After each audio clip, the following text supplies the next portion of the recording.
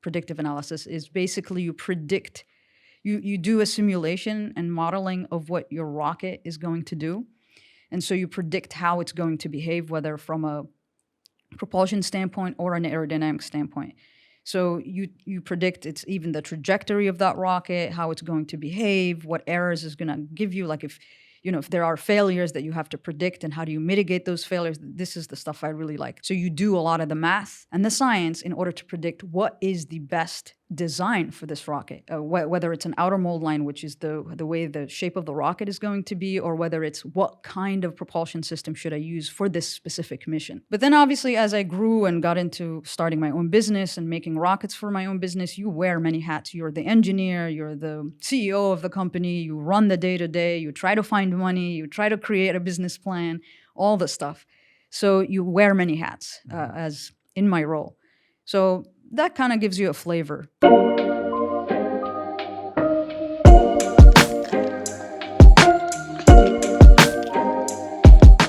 Bismillah ar-Rahman ar-Rahim. Welcome to the Mo Show podcast. Tonight we have Mishaal Ashemimry. She is a super unique person for reasons you are about to see, because she has done things that many of us have not. Mishaal, welcome to the Mo Show podcast. Thank you for having me. This is very exciting. I really appreciate you making time and coming on the show. You do some crazy stuff, don't you? You are the first aerospace engineer, or let's say you are the first female aerospace engineer from the GCC. That's surprising. I'm actually surprised. Why are you surprised? Well, I was hoping it would have been nice to have a mentor, I would have to say. But surprising that we are, in 2022 and we're just getting our feet wet in the aerospace industry in the GCC. What is an aerospace engineer? Can I call you a rocket scientist? Because I'm yet to meet one. Can I officially say that I met the first rocket scientist? I think you are 100% correct. That's what we do. We make rockets. I made it. It's so funny because it's an analogy that people always use that, when something isn't too difficult. I remember hearing it from teachers in days gone by. Mo, it's not rocket science. It's not rocket science. Yeah. Illustrating just how complicated the field is. My God, I don't even know where to start. Why did you decide to pursue a career there? How difficult was it? What's your day-to-day look like? Please feel free to fire away with any of those questions. So, aerospace engineering is, it's two disciplines in one, aeronautical and astronautical. So aeronautical is anything that flies in Earth's atmosphere, and astronautical, anything that flies in space. So basically, whoever becomes an aerospace engineer could specialize either in aircraft, helicopters, missiles, rockets. Rockets fall under missiles as well. And then anything that flies in space, like spacecraft, satellites, telescopes, and space-based telescopes, and so forth. So then you specialize. In my case, I was always interested in rockets. And the main reason why is when I was 6, my mom took me to Unexplored in Saudi Arabia, and in the desert, في النفود, in Unexplored. And when I was there, it's so beautiful because you have such a clear access to the sky. So I was there, it was nighttime, it was a little bit cool, you hear camels moaning in the distance and so forth, and I looked up, and I was mesmerized by the high density of stars because it's dark. So you see a very profound look of the stars, and you're like, oh my God, what is this stuff? And you're a kid, you're like, well, what's up? Especially because some of them flicker differently and there's a higher density here than here. So I was very curious. And I kept asking everyone, I was like, what is this stuff? How is it up there? What does it do? What is it made out of? And I kept asking questions. Why does the moon follow me? I just kept going on and on.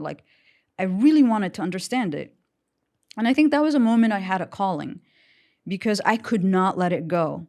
So much so that my sister, Sarah, who's a year and 3 months older than I am, was like, dude, stop asking these questions. I'm so tired. She's like, listen, I will explain it to you very simply. This is how these stars are up there. She got a piece of paper, put some glue, and threw some glitter. Picked up the paper, and obviously the glitter got stuck on there. She's like, this is how God did it, okay? Let it go. And then I was like, oh, that's brilliant. But that doesn't really tell me what it's made out of and where did this glitter come from. And so I was like, okay, the only way to understand what's in space is to go there. And the only way to go to space is to make rockets. So I was like, all right, I have to make the rockets in order to go in one, in order to go to space, to understand what's up there. And that was basically how it started. And I just pursued it. I never let it go. How old are you when you had your first like love affair with astronomy? Like how far do we have? 6. 6 years old. And since then you said, this is something I want to pursue. This is what I want to do. Absolutely. I mean, it started off with me saying, I want to understand this stuff more. I need to have more answers, and not getting enough answers to my questions. Then I was like, I need to know more. So I kept reading and trying to find out. And that's how I discovered, okay, well, you need rockets to go to space. And those rockets need people to make them. And then I want to be in that rocket to take me to space so I can see what's up there. That was the logic. And obviously I didn't know what I know now, but I knew this is the path I needed to go, because I knew I want to go to space. I need to understand this stuff. And to go there, I need to make a rocket. So later on, I found out what that is, the major, which is Aerospace Engineering. And I was like, okay, that's exactly what I want to do. But I knew from 6 that that's my destination. This is amazing, because not many people find their calling at that age. And you didn't give up until you got there. I think I was lucky. I think it was destiny. It is? I think that's why it's called a calling, because it seeks you out almost. Yeah. That's amazing. Okay, so just can you draw the path that you took from the age of 6 up until what you do today, schooling, the journey? What did it look like? So I was very curious ever since I was a kid. And so I used to always break things apart in order to understand them, because I was always wondering, how does this thing work? Like I used to break apart the VCR and then try to put it back together. If there's something broken, like a phone in the house, and back then there's no, iPhones. It was just a landline. So if the phone breaks, and then my mom's like trying to call the guy, and I was really young, I'd be like, no, Mom, give me a chance. And I would do it. I would open it up, and I've never seen something like this, but then sometimes I actually end up fixing it. And then sometimes I actually end up really screwing it up. So it really depends. But my mom was very welcoming and allowing me to explore without necessarily the ramifications of, if I break it, I'm going to be punished. More like, this kid is curious. Let me see where she goes with this. So she'll give me that flexibility, that even if I don't fix it, it's okay. Like, at least you had that curiosity. So that was me as a child, always opening things up, always trying to fix things. So my mom would actually put me in positions to be like, hey, come, this thing broke. Can you fix it? And then if I can't fix it, then she'll call somebody who's a specialist, and then they would fix it. And then I would blow things up sometimes in the house by accident. Like I would plug in something because I put the circuit wrong, and then it just blows a fuse. 120, 240. Yeah, or no, but I'll blow a fuse because I put the positive and the negative or so forth, and in the wrong place. So my mom used to always, before she leaves the house, tell me please don't plug anything in that you just created. Wait for me to come home.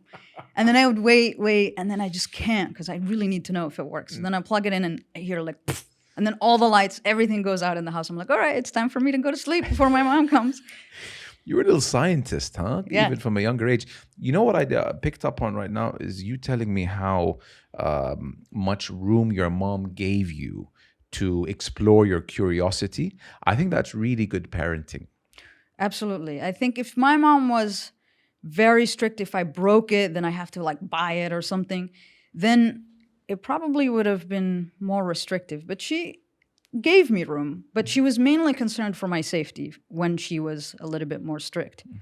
I remember when I was in 5th grade, I got all these, I don't know how I managed to get hydrochloric acid and all this stuff to try to run experiments in my room. I didn't have a full lab with a hood or any of this stuff. And I was bragging about it in class, in a science class, because the teacher was going to do this experiment, but I already did it at home with hydrochloric acid. And I was like, yeah, it's an exothermic reaction, blah, blah. And she's like, how do you know? I was like, well, I did the experiment at home. She's like, how did you get hydrochloric acid? I was like, yeah, I bought it from this place. And she immediately called my mom and was like, your daughter has chemicals that she shouldn't have in the house. I don't know how this happened. So my mom raided my room took everything and gave it to the school. I was like, Mom, this stuff costs so much money. And she's like, well, you're not supposed to have it. And for a minute, it actually hurt me because the fumes were not good. And for like I think a few months, I had to be on an inhaler because of whatever I did. But I was just so curious. And so there, my mom obviously was very upset, and gave it to the school, which really upset me. But I figured from then on, I should keep my mouth shut and not really brag about stuff I'm doing. May we all find what gets us curious and pursue it. Again, it's just amazing to see how your mom said, do your thing. I'm gonna watch you from afar, because the opposite of that is what they call helicopter parenting, and giving the kid the opportunity to explore, to see where he or she's interests are. And God, I just can't get over how blowing things up and the electricity in the house would. It's amazing. May we all continue to find curiosity deep within. I hope so. Inshallah. So as far as an aerospace engineer is concerned, like in an elevator pitch, how would you describe the job description of an aerospace engineer? In my case, earlier on in my career, it was mainly a lot of designing and predictive analysis. That's one of the areas that I really like. Predictive analysis is basically you predict, you do a simulation and modeling of what your rocket is going to do. And so you predict how it's going to behave, whether from a propulsion standpoint or an aerodynamic standpoint. So you predict it's even the trajectory of that rocket, how it's going to behave, what errors is going to give you. Like if there are failures that you have to predict, and how do you mitigate those failures? This is the stuff I really like. Because when you're engineering, and the reason why it's called engineering, and yes, there's a design aspect of it, but that design is very informed with the science and the math that has to go into it. So you do a lot of the math and the science in order to predict what is the best design for this rocket, whether it's an outer mold line, which is the way the shape of the rocket is going to be, or whether it's what kind of propulsion system should I use for this specific mission. So these are areas that I really love. So that would be my day-to-day as an engineer. Mm-hmm. But then obviously as I grew and got into starting my own business and making rockets for my own business, you wear many hats. You're the engineer, you're the CEO of the company, you run the day-to-day, you try to find money, you try to create a business plan, all the stuff. So you wear many hats as in my role. So that kind of gives you a flavor. Yeah. There are a lot of people out there who would complain that their job is boring. I don't think you're in that group. No, it's definitely not boring. And as I mentioned to you, like one of the areas that I really like, and that I honestly, time basically means nothing at that point, is when I start coding.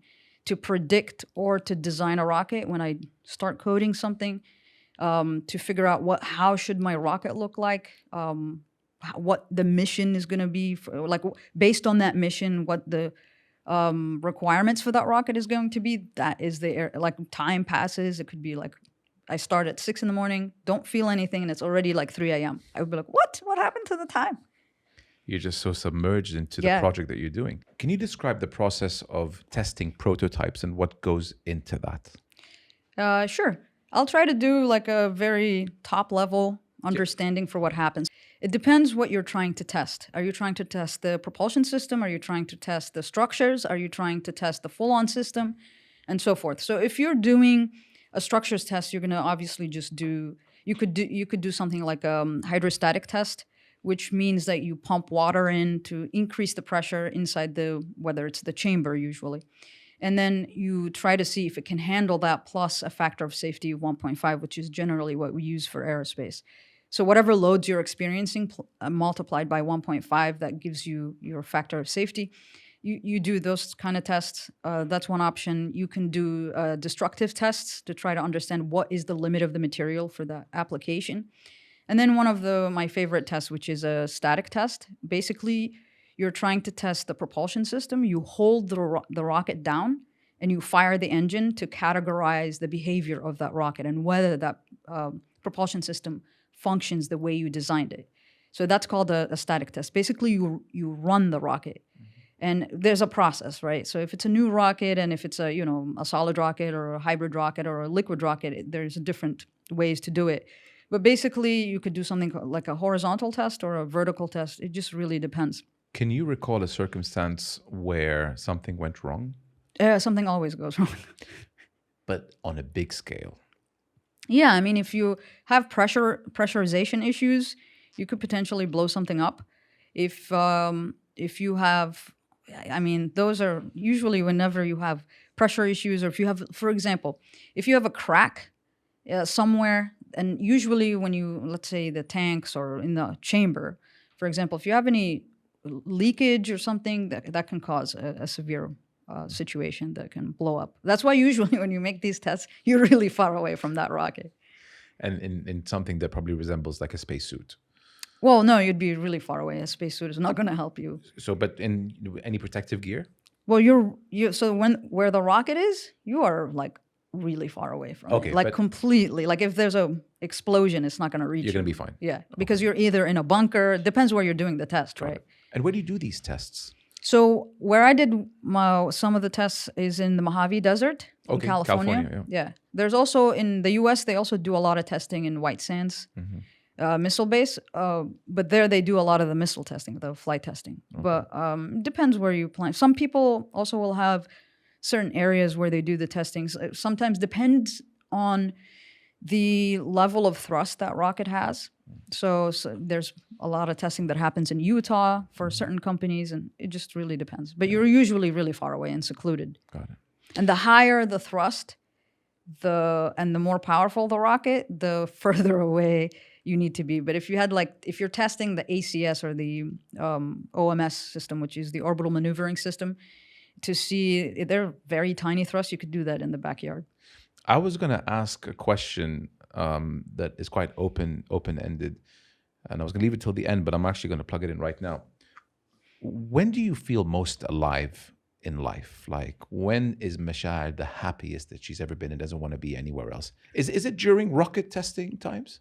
I mean, that certainly excites me 100%, and I do feel alive, and I would always be like jumping up, yes, let's do this. But obviously there's a process and you need to be really focused. But yes, it's very exciting when it actually functions and it does exactly what you want it to do. The other place I would have to say is flying. When I'm flying, I am the most serene and happy. When I am scuba diving as well, I'm very happy. Because you're disconnected in both those circumstances. You're disconnected. There's no phones. Yeah. When you're scuba diving, it's you and your breath. Correct. It's they're closely related, I feel. Yeah, I mean it's very freeing to be up in the air looking down, especially when there's water underneath you. It's gorgeous. So and I don't know, it's a very happy place. So I was asked at some point, what do you do for mental health? Honestly, flying is one of the most. Truly. You need to do it in order to really feel it, and and especially if you have a passion for it, that's it. Scuba diving for me, because I started scuba diving really early in my life, and I loved it. I felt so comfortable, and I love fish, and I love to explore because it's like you see new things all the time. Yeah. In flying, it feels freeing because you're like a bird just in the sky. Obviously, there's a lot of things that can go wrong, but you're prepared for it. And so I'm just happy there. When we spoke on the phone, you told me something that I don't think I'm ever going to forget. You said that you flew a plane before you drove a car. Yeah, that's really correct. That's a beauty of having a father that's a pilot, is that, and especially a father that's passionate about flying. And so probably that like runs in the DNA. My dad took us to fly Cessnas and Pipers when we were kids. I was like, I think 6 the first time I flew with him. And there's an actual video that I posted on YouTube with me in my first flight actually attempting to fly. No way. And it was... I'm going to find that and put it on this episode. It's super cool. It's really old, the video. You were 6? Yeah, I was 6. Okay. Like 6.5. Okay. And I was like so amazed. And you can see this kid like going nuts, screaming in excitement. Like, oh my God, this is so cool. And so I went a couple of times with my dad, and he let me take off, and then he let me pretend land. He made it seem like I landed, but it really was him. I think now, because now that I fly, I'm like, how would I land a plane at 6? I wouldn't even know. So it's super exciting. So I flew an airplane before I actually drove a car. That's crazy. What are some of the planes that you've flown? So I've generally flown single and multi-engine planes, so small planes, like with a maximum takeoff of no more than 4,700 pounds. Okay. Ever flown one of those gliders? Those gliders are Yes, beautiful. I did actually. No engine. No engine. Correct. It's just wind. So yeah, Not even a it's propeller at the front, I don't think. correct. It's super nice. I did that in Romania. Like they took us somewhere in a mountain, and you just get released, and it's so amazing because you hear nothing. Nothing. Yeah. Whereas when you're flying a small plane, you hear the engine constantly. Yeah, you do. That's awesome. What can you tell us about what you saw at Area 51? I haven't been. I really want to go though. I was trying to get you to see. But it's something that's always kept under wraps. Like if there has been an alien touchdown or evidence of, it's quickly put under wraps. Let's not let the public know about this. I mean, assuming this is true, assuming there was some contact. If there was, yeah. Yeah. I think if there, let's go with this idea or hypothetical situation that there was some contact. I would understand keeping it under wraps because we as humans will always fear something that we don't know anything about. So it'll cause mass hysteria. So especially initially until people get used to it. So yeah, it makes sense that it would be under wraps. But I think there hasn't been contact so far because if there is, it would be really nice to know what technologies they've used. It's fascinating. That to me would be like number one. Hey guys, what are you guys up to? Yeah. Where are you in the spectrum of technologies? How can we, work together to get this? Yeah. There's always that fear that they're going to want to attack us. But it's interesting. You come at it from a different angle in saying, let's compare notes. Let's sit down and have a discussion. Because they must have traveled light years from us. Because we would have detected if there is any signal or any like radio frequency, we would have picked it up. But we haven't been able, at least to my knowledge. So with that means if they have something that doesn't emit anything and they were able to come to us and it's like large distances, so much so that we can't detect anything, we need to really compare notes because we need that technology. Totally. You hear a lot about what SpaceX have been doing over the past few years. Elon Musk is a modern day genius or an ancient day genius. He's a genius personified. Do they do what NASA doesn't do? Are they the anti-NASA, or how do you compare them in contrast to NASA in terms of missions? Well, I think certainly SpaceX benefits from NASA because NASA is the one that does a lot of the government contracting, right? Especially for space applications. So they kind of work together. There isn't, saying NASA is not doing right. NASA is a government entity focused on specific things, and they've done a lot of amazing things. And they're the ones that basically push the envelope to get us where we are today. Otherwise, we wouldn't be able to achieve things like the James Webb Space Telescope and the Hubble Space Telescope and so forth. And keep in mind, a lot of these big projects and big missions are collaborative efforts between NASA, ESA, and many global entities and countries that have certain specialties that feed into developing these technologies. So absolutely, SpaceX, what they did is they changed they transitioned the space industry from being many dollar signs and very focused, like there's limited companies doing this stuff and being subcontracted by the government, to now really focused on bottom line. I want to achieve with an eye on cost, and I want to push the envelope with these technologies, and I want to have investors put money in order to push the technology further and further. I want to make space accessible. I want to drive the prices down so much that I want to have so many clients, commercial and military, as well as NASA payloads, which are civil payloads, to go to space. And I want to make it so affordable such that we go a lot more. So instead of doing like one launch a year or 2 launches a year or 5 launches a year, I want to do 30, 100, 150 to 200, that sort of thing. Every 2 weeks, I want to be able to launch. Every week, I want to be able to launch. When you do that, you drive the price down further. So they definitely changed the market in aerospace. They focused more. They were challenged because initially the story is that Elon Musk went to Russia to try to figure out a way to work together or to acquire technologies and be able to do it. And then they basically laughed at him.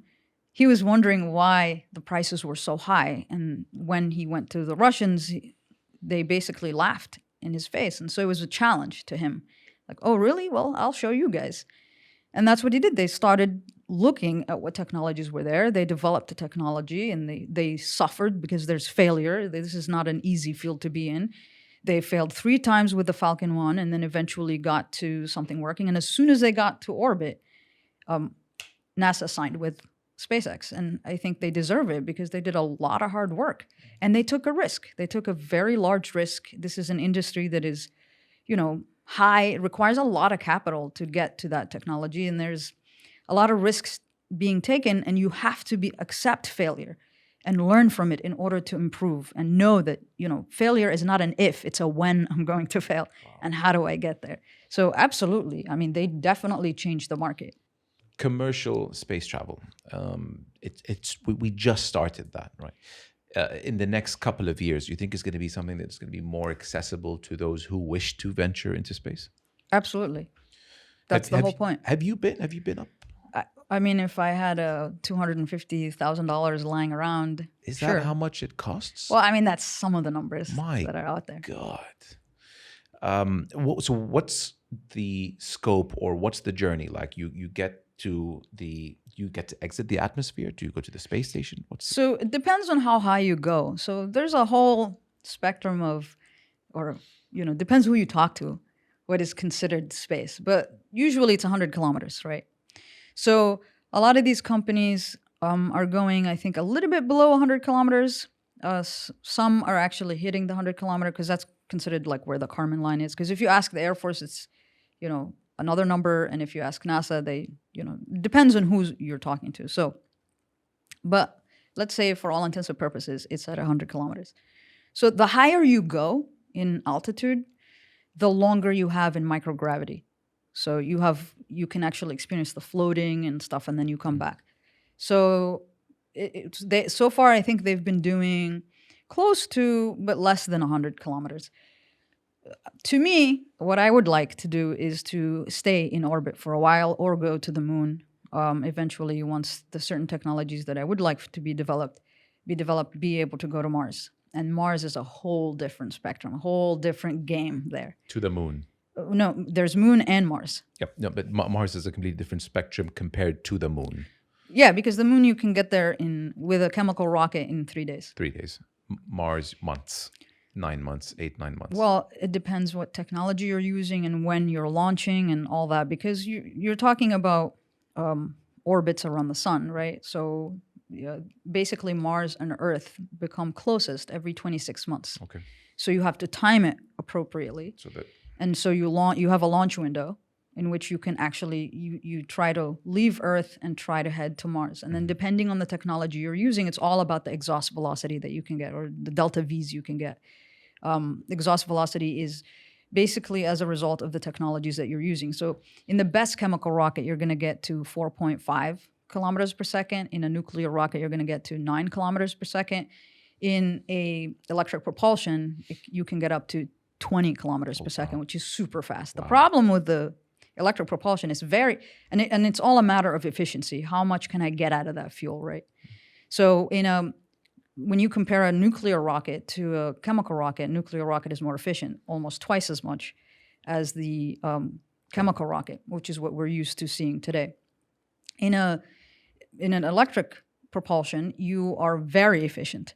In other words, you can get to 20 kilometers per second, whereas in a nuclear, it's 9 kilometers per second and then 4.55 kilometers per second.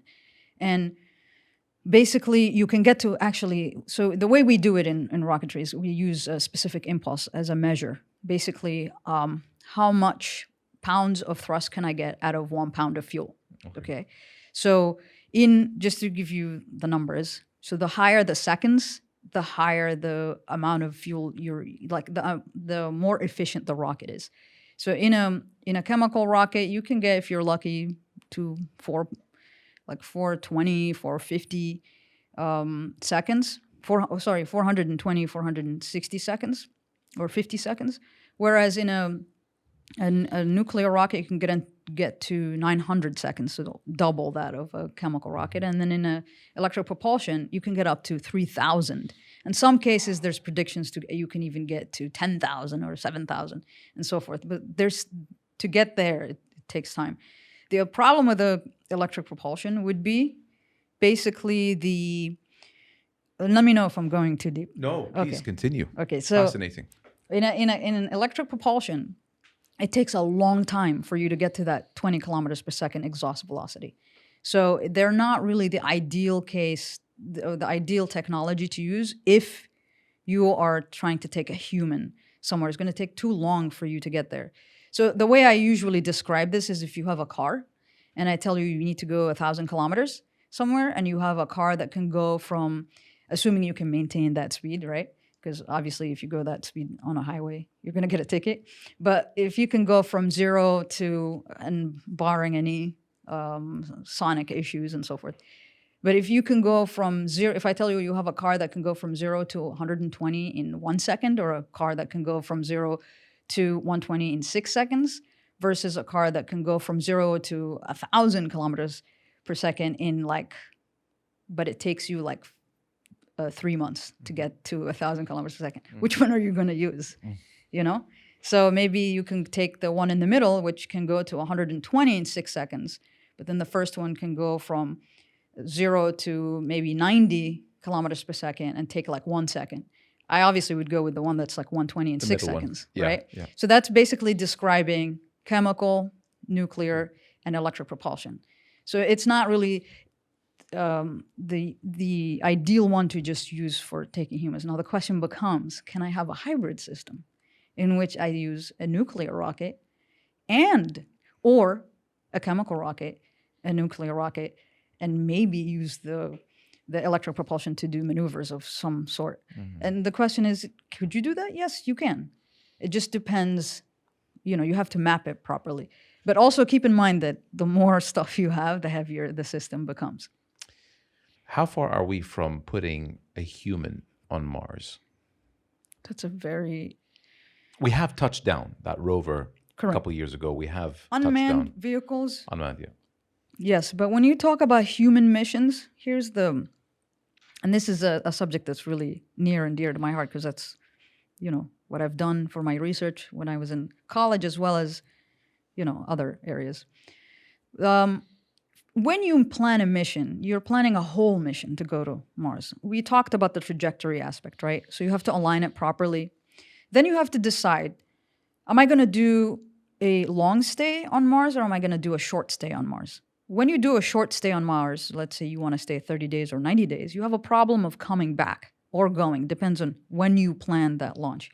Because you're going to have one leg of that mission have the shortest time, and then one leg having the longest time that also may require a Venus flyby in order for you to reduce the amount of fuel that you need by using the gravity of Venus to get to Earth. And that's also another issue of radiation, because you get closer to the sun. And that also poses a problem to your astronauts. So you have to plan the mission. So I think it depends on the technology we're going to use. I think I've always been an advocate for nuclear thermal propulsion to take humans to Mars. The technology is still not where it's supposed to be. There's a lot of significant work that happened in the 1970s and 1960s with the NERVA rover program. This is in the US, and there was also a program happening in Russia with nuclear thermal propulsion. I think it's very promising technologies. The problem is the fact that you have to use nuclear material, and then with nuclear proliferation issues and not using certain stuff like that, it becomes a little bit political and all this, and then hauling something that is nuclear in space and what the public perception is going to be. But as a technology, it's very promising.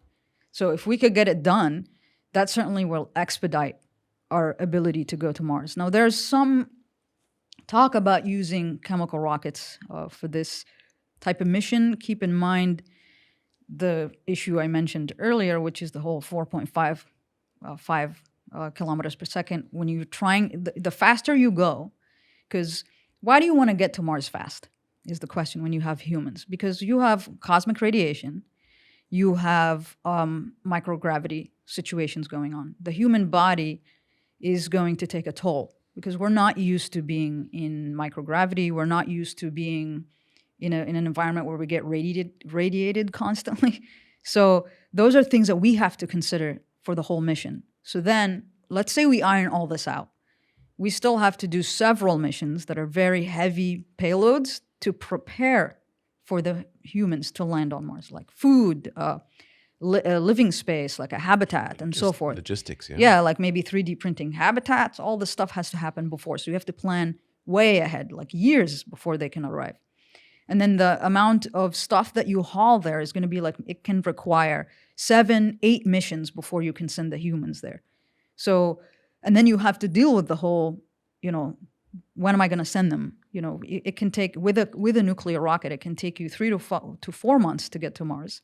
And then I would prefer personally, let's say you tell me, Mish, I'll take you to Mars and you're going to go there, no problem. What mission would you do? I would be like, okay, I'd rather do a long stay on Mars, because then I can fly, assuming we have the nuclear technology, in 3 to 4 months, get to Mars, stay on Mars for 2 years, basically, or for back. 1.9 years on Earth, 1 year on Mars, and then come back in 3 to 4 months. 3 to 4 months. Yeah, because that's when it's closest again. You really thought about this. I mean, that's what I get. That's what some companies consult me for. And you do this? I would do it, absolutely. With the right technology, yes. I mean, I would do it even with a chemical rocket. I'd be like, all right, let's go. And you'd be gone for 2.5, close to 3 Earth years? Yeah, it can depends. It can actually take, about like almost, let's say 3 to 4 years. That's a commitment. That's fine with me. But look at the amount of science we're going to be able to do. And the amount of information and the amount of learning we'll be able to do. You'd go where no one ever has been before. It's important. Has water been discovered there? So there's ice on, Ice. So we could potentially use that and extract hydrogen.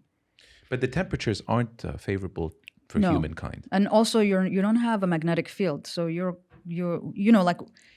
heard of the aurora borealis and the aurora australis, yes. Right? And you know how that works, right? Don't know how it works, but I definitely heard of it. So you know about solar winds, yeah, right? You have a flare from the sun and goes whoosh, and then comes towards Earth and then eventually goes towards Mars and so forth.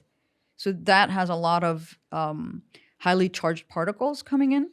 And then the reason you see the aurora borealis and the aurora australis is because we have a magnetic field which protects us from this stuff, which can actually cause severe elevated amount of radiation on Earth, but we're protected by the magnetic field.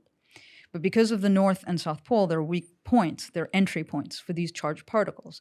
When they come into the atmosphere, they basically react with the air. And that's when you see, you remember in physics, you have the atom and then the electrons, when they jump up and jump down, it releases photons. That's what you're seeing. So that energy that's released, you see it as light. Mm-hmm. And that's why you see the aurora borealis and the aurora australis. On Mars, you don't have that protection. So that charged particles would just be like, bloop, into your body. So you need to protect your astronauts from the radiation. So you would have to plan your missions. You have to have ways to protect the people, whether have water to protect them, because hydrogen can help you there. I mean, or different other materials that you could use. So it's important to think about these things. In theory, was the movie The Martian possible, realistic? In theory. I mean, it's been a long time since I've seen the movie. There's some parts that could have some realistic aspects, and I think some parts that maybe are far out there, but I cannot remember the details of the movie, to be honest. He was up there growing yeah, stuff. The nice thing about some of these movies is they do have some element of reality and science in them. But then they also have to make it a story, so it gets interesting. So yeah, there are some elements that seem true, and like I said, some that are extrapolated. Yeah, for the sake of Hollywood and making it a watchable movie. Why is there so much debate over whether the moon landing was real or not? And where do you stand on that subject? Obviously, we landed. The problem is lack of information. So people, like when I ask the people that are like, "Oh, the moon landing never happened," I'm like, "How many times did we land on the moon?" And they're like, "One time." I was like, "Nope, that's 4 or 5? six times." So lack of information, lack of exposure to data. And I've done episodes on those on my YouTube channel where I'm like, okay, guys, first of all, this is the Apollo program, and these are the missions that happened. These are how many times we landed, and then they tell you about the whole flag situation. Oh, the flag. There's no wind on the moon, therefore, why was it moving? And I'm like, okay, there's no resistance either because there's no air there, so therefore, the dissipation. There's drag basically, which kind of dissipates the whatever thing, like if there was drag, it would dissipate as you force something in. And so I discussed that as, they're like, oh, it's Hollywood. There's no shadow. I don't like, there's a lot of stuff that they come up with. And I'm like, guys, come on. And I've done episodes on those. It's ridiculous. I think why would you spend, I think it's $25.4 billion on an Apollo program, just the Apollo program, to try to send man to the moon, and then just because you want to do a photo op, you know what I mean? Mm-hmm. It terrifies me. Well, when I go on a plane, I'm scared until we land because of turbulence and all that. It would terrify me to go to space, but I would for one reason, just to see how insignificant we are in comparison to the grand scheme of things. I think it'll give you a different perspective on life. What I've heard from a lot of astronauts that have been, and hopefully I can tell you my perspective soon, Inshallah. when I go up there, is it's humbling because you realize you are so tiny, and we are all one. You don't see countries, you don't see borders, you see one Earth. And I think that is where the most profound statement is like, we are just one body of, organisms. Yeah, nothingness in comparison. It doesn't matter where I'm from. It doesn't matter what your religion is. You are just a human. And there are no borders. We are all just Earth. I think if there was like a queue system where one by one each person on this planet goes up to out of the atmosphere, so you get to see how small Earth is, and you get to see the ball that we are. So every person on the planet, if they were to go into space, see us come down, the world would be a different place. Absolutely, I think their perspective would change. Yeah. And just to think that wars, really? I mean, here we are in an endless sphere of infinity, and we are fighting each other. It will change your approach on maybe even how you handle your day-to-day affairs. I think so. Absolutely. It is. It's a miracle how it all came together. Like one of the reasons why people are so curious in astronomy, because it's never-ending, open-ended questions. We know only 5%. And that's, I think, generous. No, yeah, that's being generous. Yeah, generous. Kind of like the ocean, where I think it was 5% of it is mapped. We don't know much about the other 95%. That's why we struggle to find the Malaysian plane that disappeared.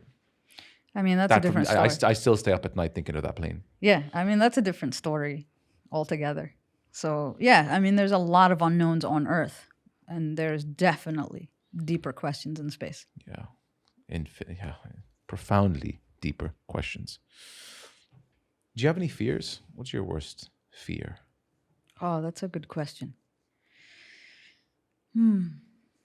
Surely not turbulence. No, not turbulence. Definitely not turbulence. Lucky you. Let's see. Fears. But not having a passion, I think that would be very scary for me. Good one. Passion / goal. Yeah. No, like a purpose, a goal to achieve, something that drives you to get there. I think if I wake up one day and I'm like, oh, I no longer want to do anything. That's problematic. That would be scary. Well, lucky you, inti, yani, mashallah, from the age of 6, you were missile locked on wanting to, study space, being an aerospace engineer, being someone who is so curious with what's out there beyond our pale blue dot, as they say. And you kind of found what your passion was from that age at 6. Yeah. I mean, it's the nice thing about having something like this, it constantly grows. So what you thought was, okay, that's the goal. There's many different milestones along the way that you have to achieve. And then once you get to those milestones, you start to see even further. So you can never, once you've achieved, let's say, whatever goal you set in front of you, it never stops. You're like, okay, what's next? There's got to be something next. So, and sometimes it's a little exhausting, to be honest. You're like, oh, I just want to take a minute and just chill. And you're like, no, I can't take a minute. We got to go. What do you do to relax from the constant information that you have to process in your field or in your career? Like, what do you do to switch off from it all? Fly. Because when I'm flying, I'm just thinking of this moment. You're not processing stuff. Your brain isn't working. You're just kind of in autopilot. Well, I mean, I obviously have to process stuff. I have to look for other traffic if I'm flying VFR and so forth. But you're so in that moment that you're not thinking, okay, what am I going to do tomorrow? What's my task there? What are my goals? No, your goal right now is just to fly this plane, enjoy the flight, and then land safely. And that's it. And try not to crash with other planes. Is landing a lot more sophisticated than taking off? More difficult? Yeah, I mean, it requires a lot more concentration. It requires a lot of more feeling the plane. Taking off is easy. The landing is a little bit harder. But, once you are able to be one with the plane, you should be fine.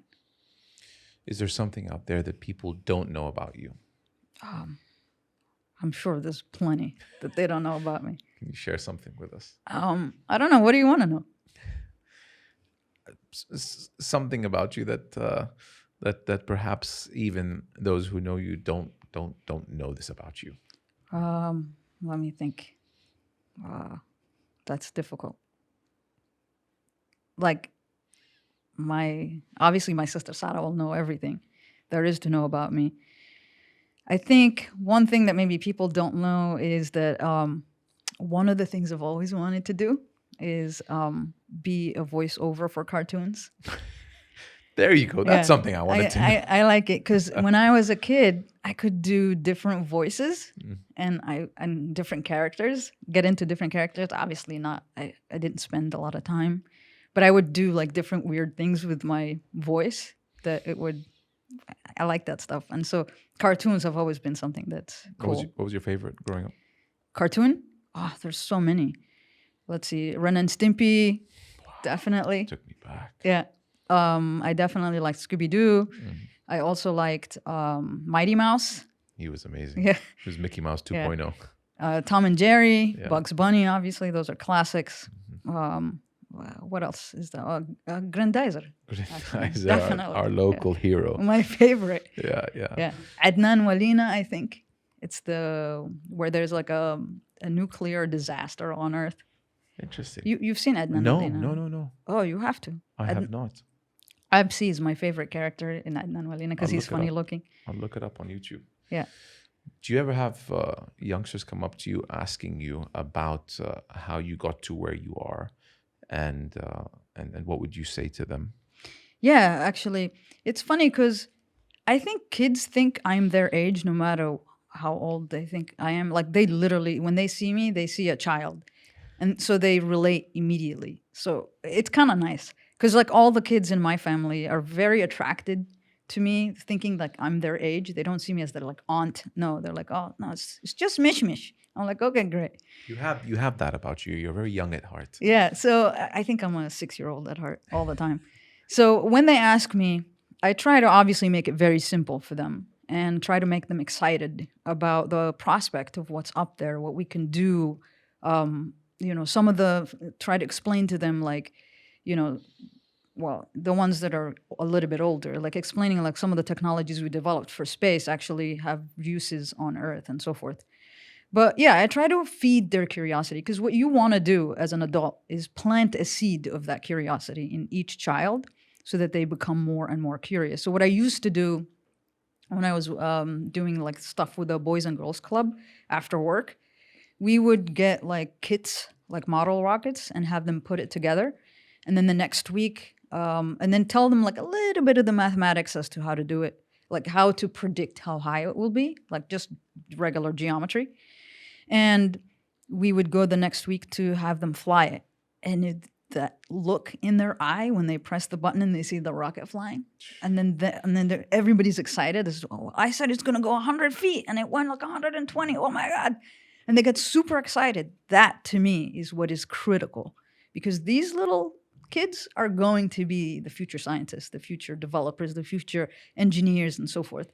So even if they're not necessarily going to pursue engineering, you plant that seed of, I want to know how things work.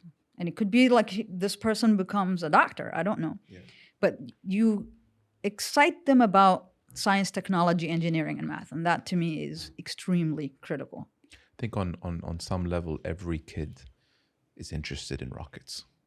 Yes. Just you eventually grow out of it. But on some level, in the beginning, when you're, 2, 3-year-old, I have a 4-year-old, and one of his favorite toys is a rocket. They have that I want to see an action, a reaction from an action that I do. I press the button, boom, that thing goes up. I just had a field day. Yeah, exactly. It's like that. I've achieved something. Yeah, they can see it in real time. Totally.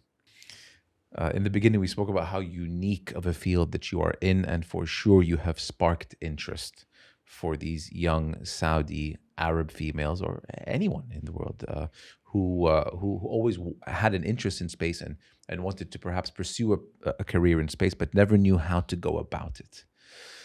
What can you say to those who are interested and want to reach out, and what can you do for them?